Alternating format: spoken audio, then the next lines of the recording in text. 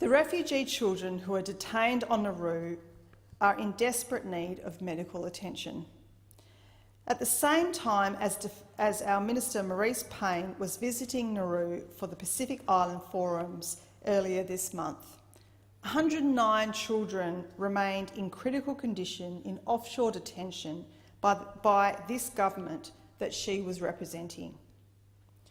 The Asylum Seeker Resource Centre has reported that around 30 children on Nauru have shown traumatic withdrawal syndrome, a strong sense of resignation brought about by the traumatic environment they are confined to and the non-treatment of prolonged mental illness.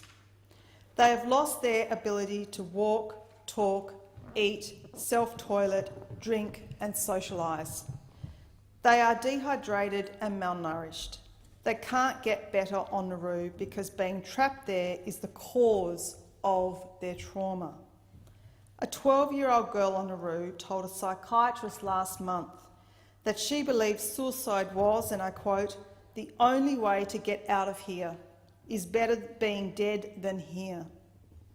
These children have all no hope that Australia will look after them. But one country wants to. At that very forum that Senator Marise Payne attended, the forum the new Prime Minister was too uncomfortable to attend, there was an opportunity for Australia to discuss the settlement of those children to New Zealand. But the Morrison government cares very little, it seems, for humanity. It refused to take up that opportunity. New Zealand, though, once again confirmed their generous offer to resettle refugees on Nauru. That offer remained open. And in fact, New Zealand went further. To make its offer a reality, it was willing to negotiate conditions to negate any concerns Peter Dutton and the Liberals had about that resettlement. As New Zealand Deputy Prime Minister and Foreign Affairs Minister Winston Peters said on the 4th of September, if this issue was Australia's concern, by letting them come to New Zealand they will gain right to Australia, we can fix that up, so that's not really a concern in my view. But the Prime Minister, Minister Dutton and Minister Payne had no excuses on Nauru for refusing New Zealand's generous offer to resettle refugee children and their families. But they refused the offer they did. I have written to Minister Dutton. Labor's Shadow Minister for Immigration, Shane Newman, has written to Minister Dutton and to the Prime Minister, as I'm sure so many of my other Labor caucus colleagues have. We have urged them to accept New Zealand's offer so that eligible refugees, including children from Manus and Nauru, can be resettled as quickly as possible. Because this is about humanity and our sense of humanity to do what is right.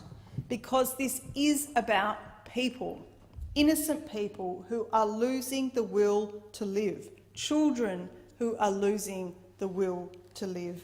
And Australia should and must and owes it to them to do something and to help them.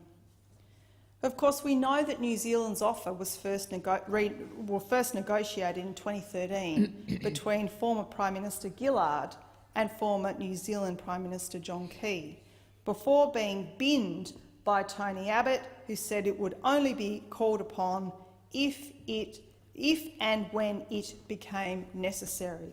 Well, it has been necessary for years.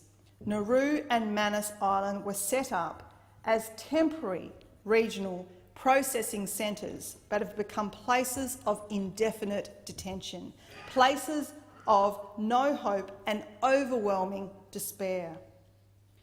In my nightmares, darkness surrounds me. Those are the words of a 7-year-old boy called Ahura, who arrived on Nauru as a 3-year-old. Uhura has seen his mother make numerous suicide attempts and write letters to Australian Border Force daubed with her own blood, begging for help. He has watched his older brother sew his lips together in protest. The Turnbull government has the nous to negotiate appropriate conditions for the US refugee resettlement arrangement, but when it comes to the New Zealand settlement arrangement, why does the Morrison government simply walk away?